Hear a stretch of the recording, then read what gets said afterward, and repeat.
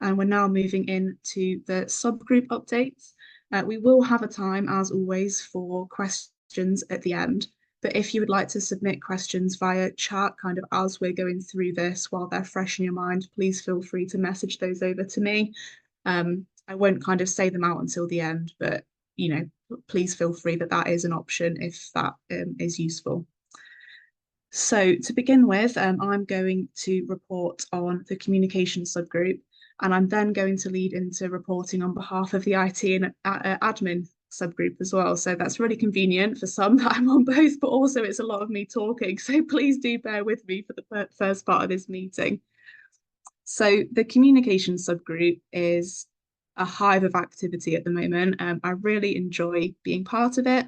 It's chaired by Peter Gregson, who does a fantastic job of kind of holding us all together in that space. Over the past few months, we've been doing a lot of content creation for the new website.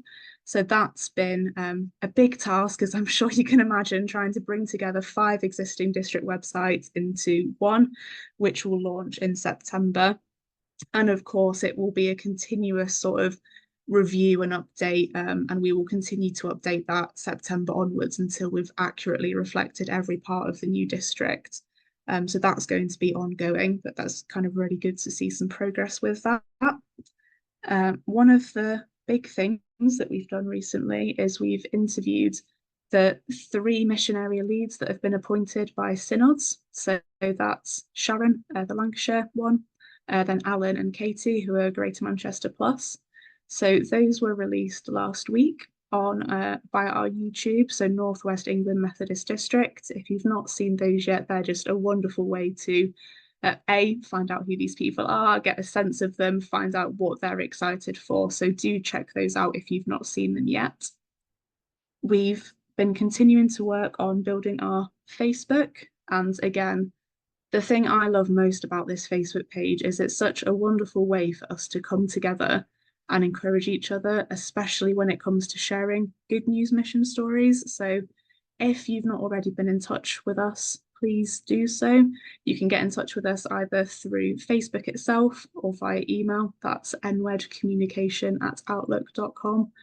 We're really keen to find out what you're all up to and what exciting stories of mission you have going on in those areas and begin to share that good news. Soon we hope to publish the infographic that we've been working on. So that's going to be a visual representation of the new district and the structure and kind of show how the hubs will work alongside the mission area leads. So that's been a big piece of work, and we wanted to really make sure that we've got that right before releasing it, but that should be coming out over the next couple of weeks. So really excited about that. Another big thing that we've been doing is this. I can't take any credit for myself. I've definitely been supporting him to do it, but Paul Beard, who is actually with us tonight from Cumbria, has volunteered his time to help us create essentially a Find a Church database that we can use on the new website. So that's been a lot of data collection. So the administrators across the districts have been a huge help here too. And that's essentially going to replace sort of the Find a Church connectional tool. And we're going to be able to use that and kind of keep that in-house on the new district. So just want to say a massive thank you to Paul for all of his work, because it is a lot of work. Software development does not come naturally to me at all. So he has just been incredible at that. So thank you, Paul. Along with that, we've been beginning to build a mailing list for the new district. So in terms of how the emails come out, we'll soon be moving over to a system called MailChimp. And that's a very sort of visual way of us being able to communicate the information to you, regular updates, those sorts of things. So over, again, the next month or so, you should see some more of that. And then the final thing we've been doing is just continuing to promote key events such as these Equip series, as well as the launch event that's happening on the 31st of August. And this kind of now links over to the IT and admin subgroup. That's led very well by Jill Orrell as the chair, and she's part of the communications group as well. So she and I kind of have this both hats on in both of these groups. That group hasn't actually met since the last Equip series, so to kind of get the most up-to-date one of that, I would refer you to the recording of the previous equip, which is also on our YouTube. And that group essentially just focuses on live streaming for future events such as the launch and synods, email systems, as well as accessibility for non-digital users. We are now going to hand over to Dave James, who is going to give us an update from Hubs and Governance. Dave, thank you very much.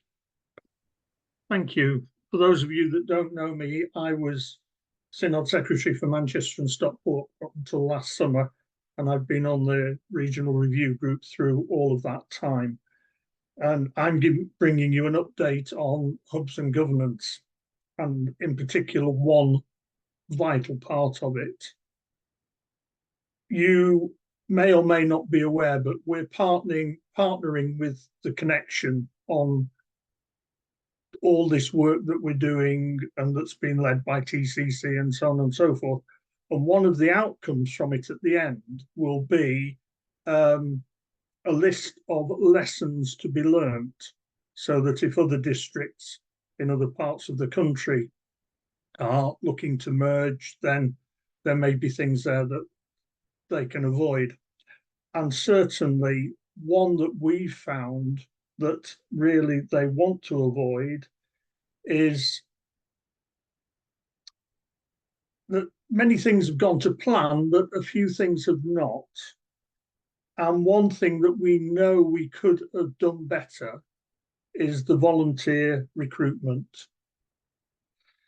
Now, you might remember that this started with expression of interest forms being sent out in January, and then we had responses.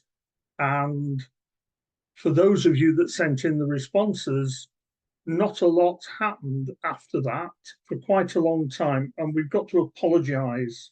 We would like to apologise for that, both for the length of time that it's taken and also for the lack of communication that came out to you, just sort of saying, well, we're sorry, but it's taking longer than we thought. So please accept our apologies for that. One of the things that was decided earlier on was that with the volunteer recruitment, that we would follow safer recruitment guidelines. That is one of the reasons why things have gone slower than they should have done, or we hope that they would do. And this is why people who have expressed interest have been asked to fill in an EDI form, and they've been asked to fill in a form about safeguarding and with their references. That's the bad news. The good news is now that we have really turned a focus on it. And so the small group is really concentrating on this now. All the people that sent in expression of interest forms originally have been sent the 4 additional forms to fill in. If they've not managed to return those and you're one of them, please would you return them, but you will have been reminded about that. References that you have given for the various posts that you're interested in, they are now being taken up as we speak. The process started at the end of last week. And so they are going to come back. We're going to receive those back.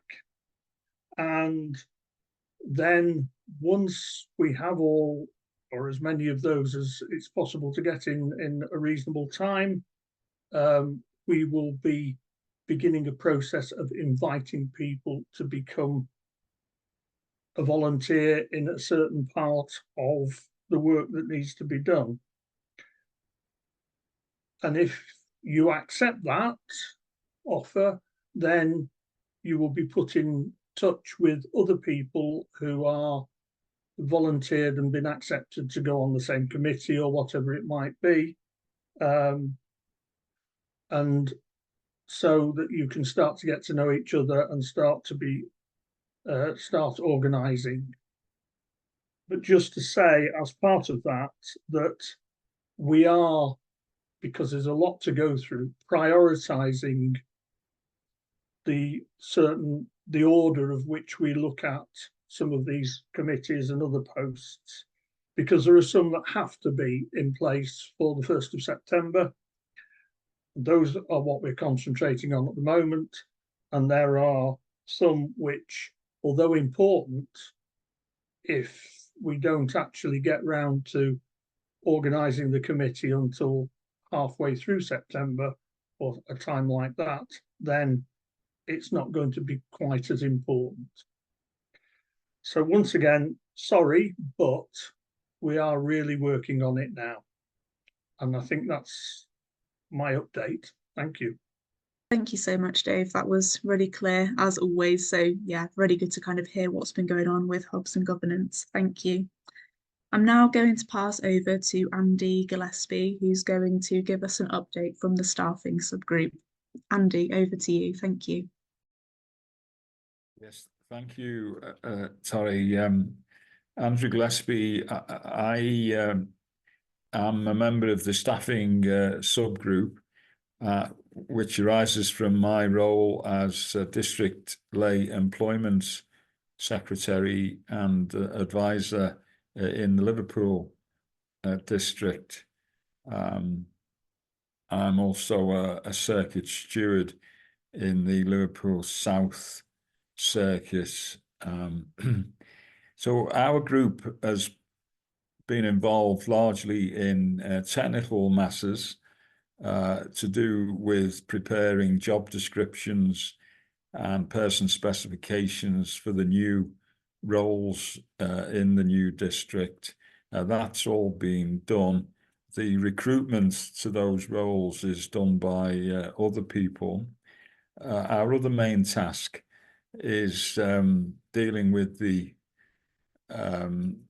TUPE transfer of undertaken something employment of lay staff who work for the various current districts. So in other words, people who work, for example, for the Liverpool district, rather than any other lay staff who work for circuits or churches. So all the lay staff are being transferred over to the new district, and there's an important consultation exercise involved in that. I'm afraid I'm not sure where that's up to at the moment, but as far as I know, it's in place, and people will be consulted about what will happen. But the good news is that everyone is being transferred. There's certainly no redundancies contemplated, and the terms and conditions need to be coordinated, and that's being done by a levelling up process. So some people will end up with more holidays, for example, so that no one will be any the worse off. And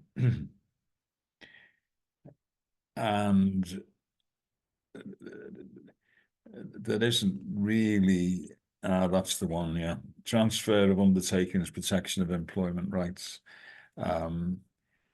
So I think that's all I need to say. Once this consultation process and the formal transfer is done, I don't think there'll be much for our subgroup to do. It's chaired by Andrew Lunn, the chair of district for Manchester and Stockport, and also Bolton and Rochdale. The representatives from most districts, including my colleague, lay employment advisor from Manchester and Stockport, who is also doing Bolton and Rochdale at the moment. And we have the administrative assistance of Abby Parr, who works for TCC. I mean, a lot of work has been done. a lot of detailed work, and we're grateful to everyone who's contributed to that. And if I may say, Andrew Lunn has shown particular aptitude. I'm sure he won't mind me saying that. So, and I'm open to any questions. Thank you very much. Thank you very much for that. Thank you. So that was the staffing subgroup. We're now going to move over to Cheryl Anderson, who's going to speak to us about what the finance subgroup has been up to. Perfect timing as well, because Cheryl's actually the person that told me what TUPE stands for. So all credit to you, Cheryl. Thank you for that. Okay, thank you, Tori. I can never remember what it stands for, so I always have to look it up. So I just thought I'd look it up, and so it seemed a sensible thing to share it. Good evening, everyone. For some reason, I think I didn't move fast enough when we were asking for volunteers. I chair the finance subgroup, which I'm not a finance person at all. So I've learned a lot actually about some of the complexities of charitable status and how finance actually works. A lot of what the finance group has been about has been gathering information and data. So gathering information from the 5 districts currently, so that we can create a kind of a baseline to start from the 1st of September, and we can know exactly what finances are needed where, and what needs to be covered, and also what will be available through the district advance fund and things like that. So since the last equip session, the treasurers of Liverpool, Bolton and Rochdale and Cumbria have been busy gathering detailed financial data to pass to TCC to enable the transition of the receiving charity. The easiest way to merge the finances of 5 districts is to choose one district, and everybody piles into that. So I can only ever think of this in terms of cocoa tins. So the best way to put all the money together in one cocoa tin is just to empty everything into one cocoa tin, rather than trying to find a whole brand new cocoa tin in which everybody puts the money, because actually that's a much more complex process, a legal process to have to go through. So the decision was made that Manchester and Stockport would be the receiving charity, and therefore we have to set up a system to enable the other 4 districts to transfer their funds to the Manchester and Stockport districts' bank accounts, really, which will then be renamed as the North West England district's bank accounts. So that's the process that we need to go through. TCC are going to help with that process and manage that process for us, and they currently manage Lancashire's financial processes anyway, so they had all that information already, but they obviously needed the information from the other 4 districts, the other 3 districts, I beg your pardon, to enable that to happen. So we've been going through that process. And we then need to have also been working on the process for closing the 4 non-receiving charities. So all the current districts that are not Manchester and Stockport will need to close themselves down as charities as of the 31st of August. At the end of the 31st of August, those charities will cease to exist, and there will not be any trustees to look after those funds. So everything has to transfer, and that obviously the 31st of August is approaching rapidly. So that's focused the mind somewhat to try and get this piece of work done. And those charities and those bank accounts will become dormant from the 1st of September 2024.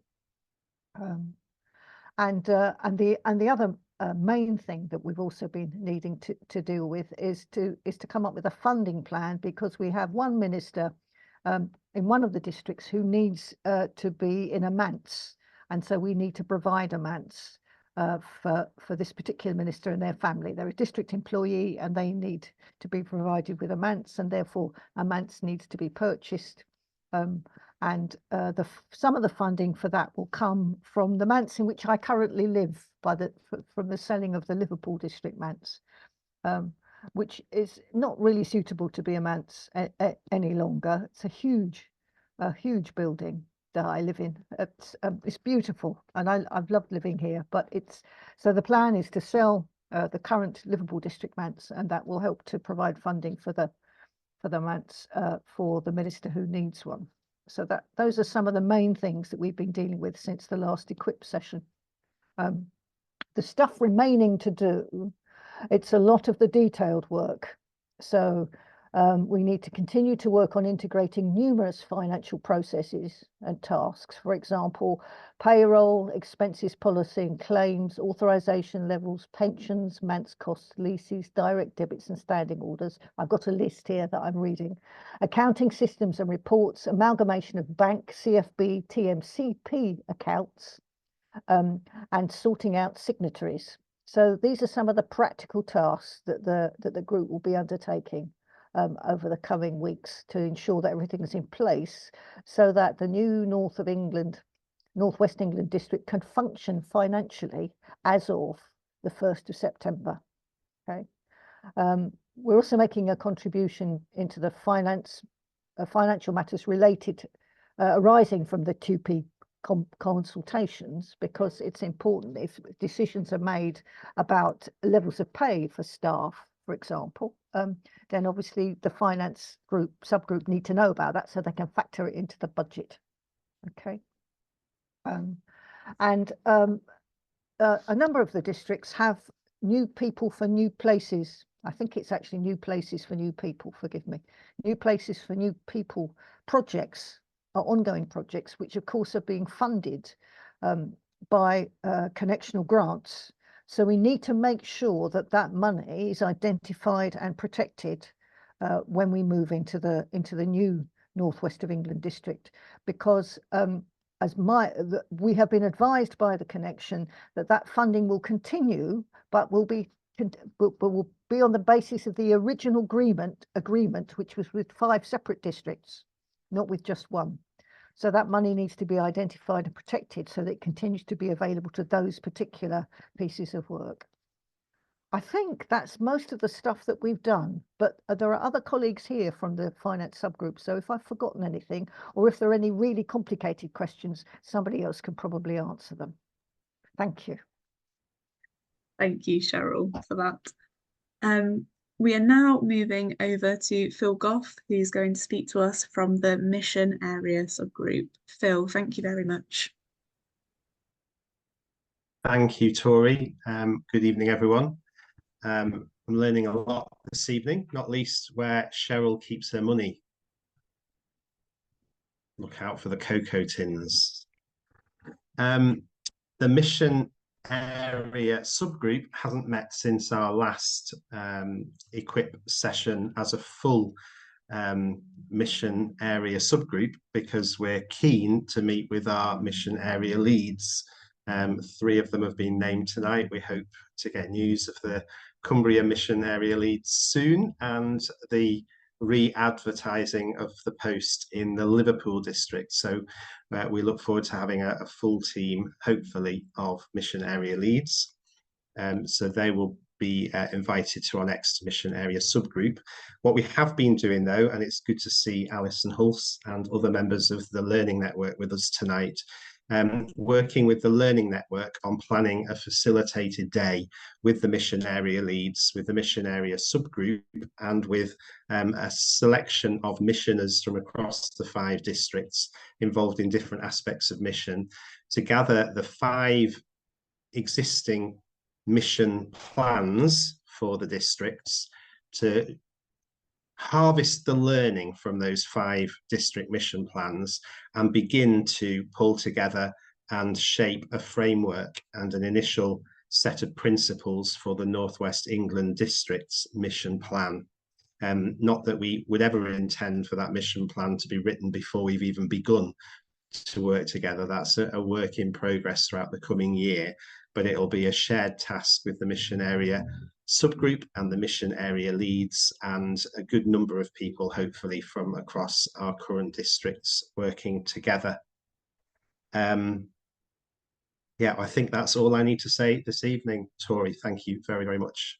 And thanks for all the prayers that have been offered for the appointments that have been mentioned in the staffing subgroup tonight, not least for those mission area lead, deputy chair posts, and pres for the circuits that are having to look at how to reshape staffing with half of a presbyter given into the mission area lead deputy chair role. So we recognise the work that's needed there, and pray with thanks for the circuits that are working to reshape things for their forthcoming year. Thank you, Tori. Bill, thank you so much for that. It's great to hear what's going on in the mission area subgroup. Thank you. So last but certainly by no means least, we're going to hear from Carolyn Hothersall, who's going to speak to us about the property subgroup. Carolyn, over to you. Thank you. So as Phil was saying, their group hasn't met since the last time we had an equip session. Neither has the property subgroup, although we are meeting this week. So really, I'll just kind of bring you up to speed with where we've reached so far. If you have been part of the equip sessions previously, you'll already know this. We have identified all the properties across the 5 districts, which are district-owned properties. You need to be reassured that anything that belongs to your circuits is remaining with the responsibility within your circuits. Mainly, we're looking at manses, and as Cheryl mentioned, those that will be sold, those that will be bought, those that will be leased. And obviously there needs to be a great deal of liaison there with the finance subgroup. We've also been looking at the role of district property secretaries to make sure that that is standardised across the new district, and that's now with the staffing subgroup. We've also been looking at access to the consents process. Obviously within your own circuits and districts that works in a particular way at the moment, but as we come together as one big district, we need to make sure that those who need to be able to access that system in all areas are able to do that. One other thing that we were looking at was offices. At the moment, there are district offices which are in rented spaces within churches or other buildings. So we're going to be looking at what sort of spaces might be needed for those who are continuing to operate within the district administration teams. And really, that's as much as I can tell you at the moment. We don't really have any new hot news at the moment, but I do want to say a big thank you to everybody within this property subgroup team and others as well who bring their expertise and their knowledge. A big thank you to everybody, because without them, we couldn't do anything further. And that's it from us. Thank you, Tori. Thank you so much, Carolyn. That was, again, as with all of these updates, just really clear and helpful. So thank you so much for that.